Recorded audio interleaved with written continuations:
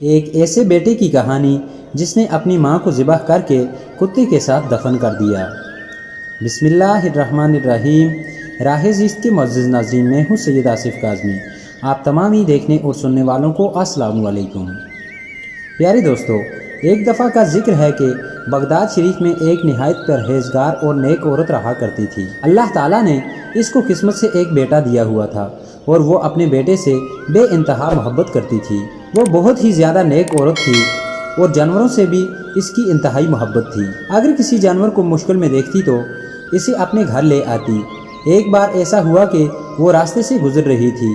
اس کو سڑک پر ایک پیاسا کتا نظر آیا جو پیاس کے مارے بلک رہا تھا۔ وہ اس کے قریب گئی لیکن آس پاس کوئی بھی پانی کا کنواں نہ تھا۔ عورت نے اس چھوٹے سے کتے کو اٹھا لیا اور محبت سے اپنے گھر لے آئی اور اس کو پانی پلایا۔ وہ کتا اس کے گھر میں ایک فرد کی طرح رہنے لگا۔ وہ جانوروں پر تو ویسے ہی مہربان تھی، لیکن ایک چھوٹا سا کم سن کتا جب اس کے گھر میں آیا تو اس عورت کا بیٹا کتے سے حسد کرنے لگا کہ میری ماں مجھ سے محبت نہیں کرتی اور اس حقیر سے جانور سے محبت کرتی ہے۔ ایک جانور کو اپنا سب کچھ مان لیا ہے، غرض کہ وہ اس سے زیادہ ہی حسد کرنے لگا اور اپنی ماں کا دشمن بن گیا، اور یہ دشمنی طویل ہوتے ہوتے اس مقام تک پہنچ گئی کہ وہ اپنی ماں سے بدلہ لینا چاہتا تھا، اور وہ چاہتا تھا کہ کسی طرح میں اپنی ماں کو ختم کر دوں، لیکن اس جگہ رہ کر کے وہ اپنی ماں کو کوئی نقصان نہیں پہنچا سکتا تھا، کیونکہ اس کی ماں کی عزت کرنے والے وہاں بے انتہا لوگ موجود تھے، کیونکہ وہ نیک با حیا بیوہ ہو کر اپنے کردار کو بچانے والی عورت تھی۔ وہ کتا اپنی مالکن سے بہت محبت کرتا تھا۔ جب اس نے اتنا اچھا رویہ دیکھا تو وہ اس کے اور قریب ہوتا گیا۔ کہتے ہیں کہ کتا ایک وفادار جانور ہے، لیکن اگر کوئی انسان اس کے ساتھ اگر مہربانی سے پیش آئے تو وہ اس کے لیے جان بھی دے سکتا ہے۔ جس طرح اس کا بیٹا بڑا ہوتا گیا، اسی طرح کتا بھی بڑا ہوتا گیا، اپنی مالکن کے آگے پیچھے پھرتا۔ ایک دن بیٹا اپنی ماں کے پاس بیٹھا ہوا تھا۔ اس کی ماں نے کہا، بیٹا عید الاضحیٰ آنے والی ہے اور اللہ تعالیٰ نے ہمیں اتنا نوازا ہے کہ قربانی ہم پر جائز ہے۔ بیٹا جو دل ہی دل میں ماں سے نفرت کرتا تھا، وہ سوچنے لگا کہ میرا بس چلے تو تیری ہی قربانی کر دوں۔ بیٹا اوپر سے ماں سے کہنے لگا، کیوں نہیں ہم اتنی طاقتور گائے لے کر آئیں گے کہ پورا علاقہ دیکھتا رہ جائے گا۔ اس کی ماں نے کہا، بیٹا دکھاوے کے لیے قربانی نہ کرنا، قربانی تو خاص اللہ تعالیٰ کی خوشی کے لیے کی جاتی ہے، اور اللہ کے پاس ہمارے جانوروں کا گوشت یا خون نہیں جاتا بلکہ ہماری نیت جاتی ہے، اور وہ جانور ہمارے حق میں اللہ تعالیٰ کے حضور انشاءاللہ دعا کریں گے۔ عید کے دن بہت قریب آ گئے تھے اور بیٹا دل ہی دل میں پریشان تھا کہ مجھے کسی طرح اپنی ماں کو اس گھر سے نکالنا ہے۔ اس کی بیوی نے بجائے اس کو سمجھانے کے کہ تم اپنی ماں کے لیے ایسا گستاخانہ الفاظ استعمال نہ کرو، بلکہ اس کو اور آگ لگا کر کہا، میرے پاس ایک ترکیب ہے۔ اس نے کہا، بتاؤ۔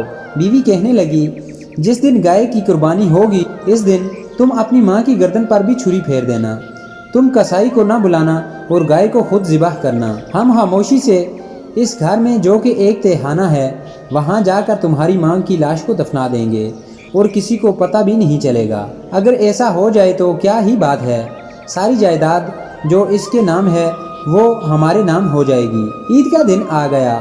وہ نماز پڑھ کر آیا اور کہنے لگا، ماں جی مجھے گائے کی قربانی کرنی ہے، مجھے اجازت دو۔ ماں نے کہا، بالکل شروع کر دو اور سنت کو زندہ کرو، اللہ تعالیٰ اس قربانی کو قبول کرے۔ بیٹا دل ہی دل میں ہنس رہا تھا اور بہو بھی قریب کھڑی تھی۔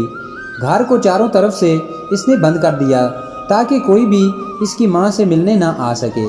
اس کی ماں ایک طرف کھڑی تھی۔ اس نے ماں سے کہا، ماں تم ذرا قریب آ جاؤ اور آ کر گائے کے سر پر ہاتھ پھیر دو۔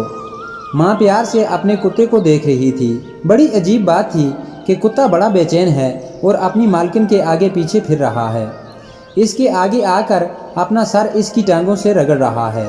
اس نے کہا، کیا ہوا، تو اتنا پریشان کیوں ہے؟ کتا اپنی مالکن کو روکتا اور آگے بڑھنے سے روک لیتا کہ نہیں اپنے بیٹے کے پاس نہ جاؤ، لیکن ماں اپنے بیٹے کے کہنے پر پیار سے چلتی ہوئی اس گائے کے قریب آ رہی تھی جس کی انہوں نے قربانی کرنی ہے۔ کتا روکتا رہ گیا لیکن ماں اپنے بیٹے کے پاس آ گئی۔ جیسے ہی بیٹے نے گائے کی گردن پر چھری چلائی اور وہ تڑپنے لگی، خون کھولنے لگا، اسی وقت جیسے ہی اس کی ماں جھکی اس نے اپنی ماں کی گردن پر بھی چھری پھیر دی۔ ایک طرف گائے تڑپ رہی تھی اور دوسری طرف اس کی ماں۔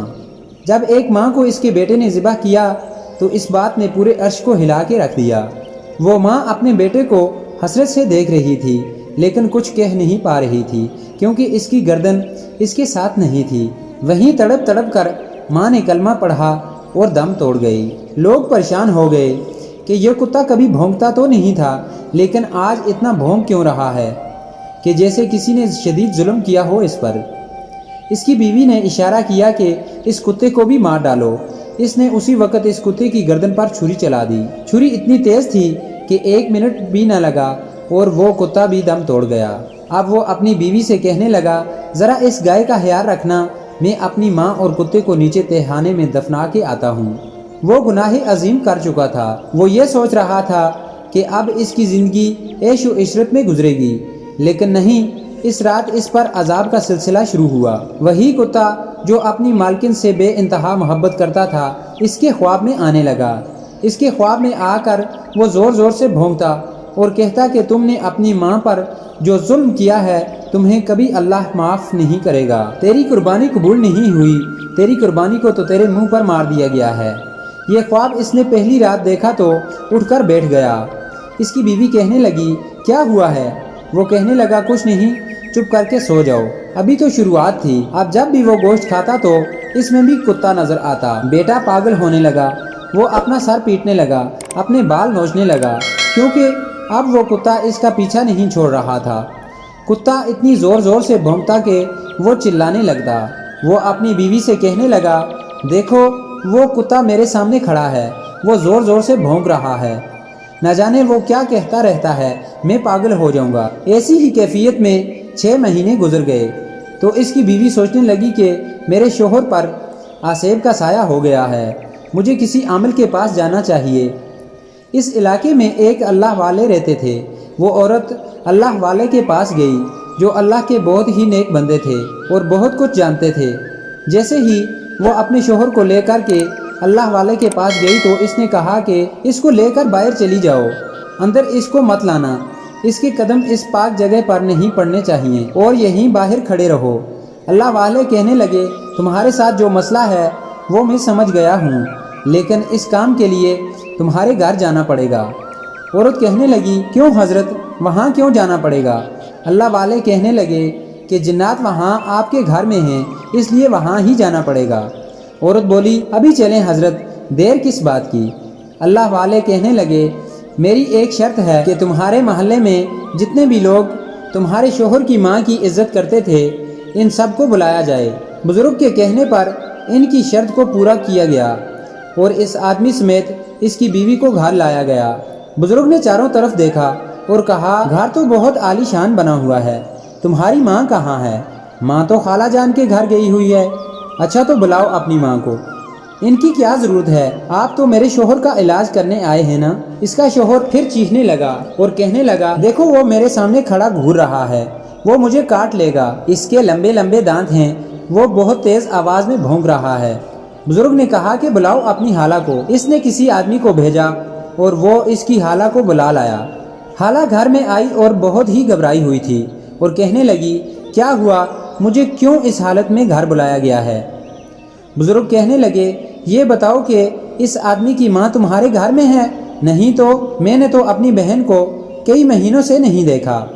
لوگ اللہ والے سے کہنے لگے، یہ کیا بات ہے، یہ خالہ جھوٹ بول رہی ہے، ماں جی تو ان کے ساتھ تھی، ان کے بیٹے نے تو ہمیں یہ بات بتائی تھی۔ اس وقت یہ تو ہوش و حواس میں تھا لیکن اب بہکی بہکی باتیں کر رہا ہے۔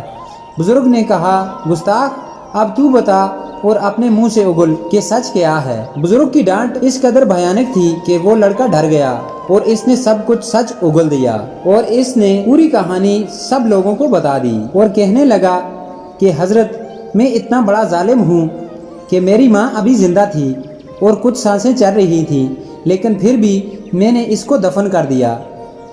پھر وہ ان سب کو کمرے میں لے آیا اور وہاں پر ایک فرش تھا جو تھوڑا سا ابھرا ہوا تھا۔ اس فرش کو وہ کھودنے لگا اور کہنے لگا، یہ دیکھیں، یہ ہے میری ماں اور یہ ہے وہ کتا۔ بزرگ نے اس کی ماں کی لاش کو باہر نکلوایا اور اس کی نماز جنازہ ادا کی گئی۔ اس عورت کا جسم 6 مہینے ہو گئے لیکن بالکل تر و تازہ تھا۔ اس کی ماں تو مر کر بھی زندہ تھی لیکن وہ زندہ رہ کر بھی مر چکا تھا۔ اس کے جسم کے حصے گلنے لگے۔ اس کو ایک ایسی بیماری لاحق ہوئی کہ جس سے اس کا جسم گلنے اور سڑنے لگا، اور اس کی بیوی کے ساتھ بھی ایسا ہی ہوا۔ ایک دن وہ دونوں میاں بیوی تڑپ تڑپ کر عبرت کا نشان بنتے ہوئے مر گئے۔ اللہ تعالیٰ ہم سب کو ایسے گناہوں سے بچائے کہ ہم کوئی ایسا عمل کریں جو ہماری زندگی بھر کے لیے عذاب بن جائے، آمین۔ پیارے دوستو، اسی طرح کی مزید ویڈیوز دیکھنے کے لیے ہمارے چینل کو سبسکرائب کرتے ہوئے ویڈیو کو لائک اور شیئر بھی ضرور کر دیجیے گا۔ اگر سانسیں تھمی رہیں تو ملتے ہیں ایک اور نئے ویڈیو کے ساتھ، تب تک کے لیے میرا اور آپ سب کا اللہ نگہبان۔